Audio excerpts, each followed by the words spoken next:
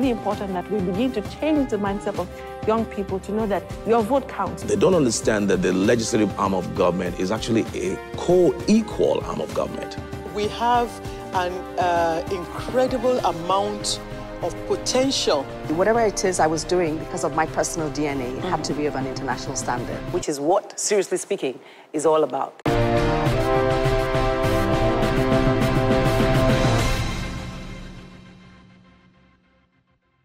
Sadly, recent statistics from the World Health Organization, WHO, show that globally, there are more than 1 million deaths annually from suicide, with 16 people per 100,000 dying, or a death every 40 seconds of one person. Every 40 seconds, one person dies. More disturbing is the fact that there are an estimated 10 to 20 million attempted suicides every year.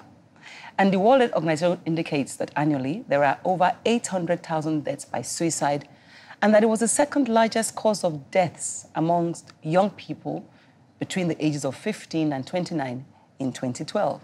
Now, this looks like it's international-wide, but WHO also says that for 2015, the statistics show that in Nigeria, 990,000 people committed suicide, of which 13.6% were male and 6.1% were female.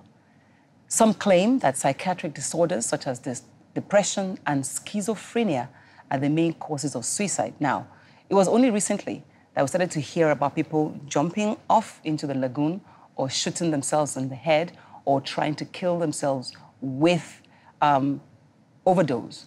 So obviously, the problem has always been there. It's just that now it is more reported. That's why on Seriously Speaking today, I brought in experts who are going to help to analyze this issue.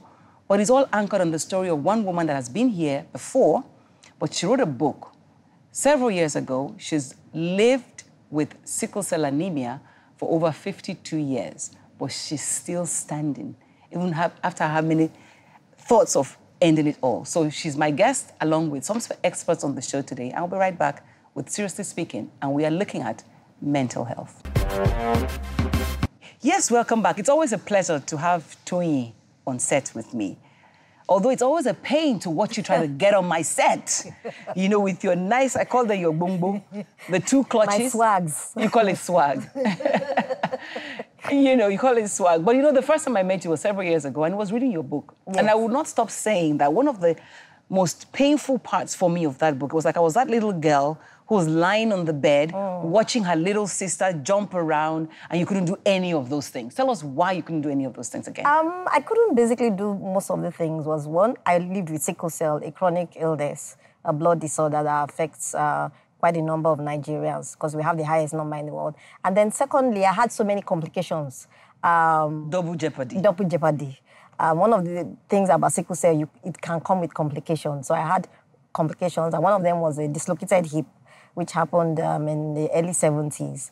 And that left me immobile and bedridden for about 6 months. So that's why, basically, I was unable to join my sister to do a lot of things. After that, I started using crutches. So it was really challenging trying to join her to do things. And then on top of it, my parents were like, no, don't do this. You know, the overprotectiveness of parents. Mm-hmm. They're fearful that you'll be sick, you'll be in hospital and all that. So they reduced the number of stuff I did. And that limited my mobility. Your mobility. Right? Yeah. Okay, but now, before I get to that point, tell us a little about your history, because I do know that your parents had 2 kids. Yes. I mean, you were born in the 60s. Yes. So at that time, it appeared that sickle cell anemia wasn't so known. But your father was a professional. Yes. You know? Yeah. But even then, it was still not known. Because way back then, I think it was only one doctor who finally figured in the whole of the hospital that what was wrong with me at that time.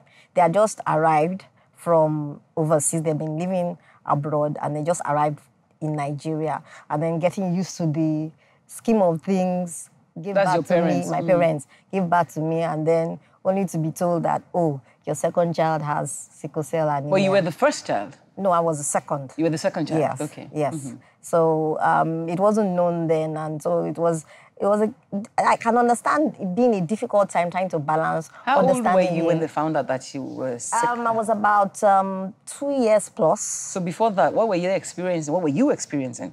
Before that, I wouldn't, all I remember is that I was always in hospital.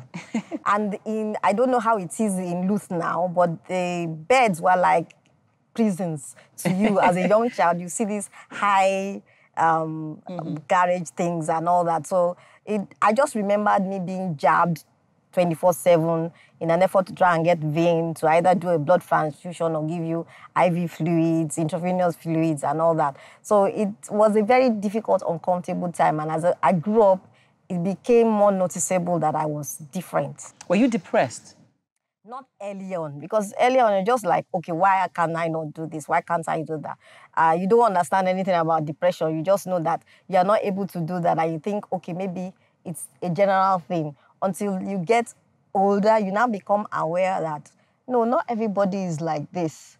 Not everybody so why has me? to deal. Exactly. So you now become, especially at the teens level, where you're more conscious, you're now like, why can't I do this? Why can't I do this? And then my education was also disrupted, which made matters worse for me. So then I became more self-conscious of my disadvantage as it were. But again, what I find interesting is the fact that your sister is AA and Yes. you're SS. You never felt sad or guilty and say, you are the one, you could have just borrowed me one A. Well, the borrowing part, yes, but I never felt sad because we were, maybe just because we were two. We were a very close-knit family, and we used to make a joke that we were a family of Oyibo people. But your father was once a VC of yes, Unilag. of Unilag, yes. We're not your typical traditional family, as it were. So we're more... westernized, exactly. So we were close-knit, we did everything together. We went,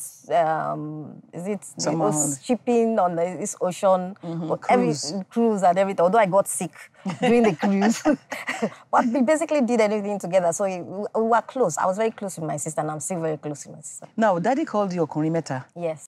You know, was it that you were very strong or you were just very stubborn? Stubborn and strong, both. They called it stubborn, but I called it resilient. I was very resilient. I refused to let anything get me down, or tried to refuse to let anything get me down until a particular point in my life where... What point was that? That was the point where I had a dislocated hip.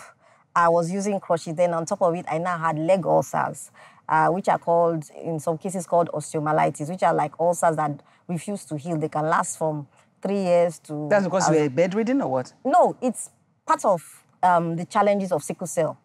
Because of the clotting of the blood, some areas lack oxygen. When you have repeated crises, it affects the bone and you have these ulcers. That was when depression hit the most. Was that when the seed for the book, the first book you wrote, was sown? Yes, that's when it was sown. Because at that time, I was dressing my leg every single day.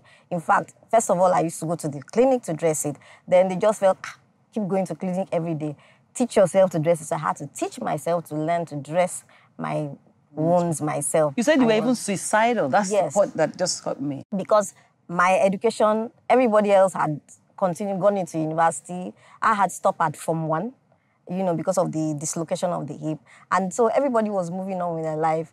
I was just stuck in my house. So did you try to take your life? Yeah, Or you just thought about it? No, I actually did. I actually tried, but then I didn't understand, thank God, I didn't understand the concept of taking drugs or how effective it is. So I just took a few tablets of Valium thinking...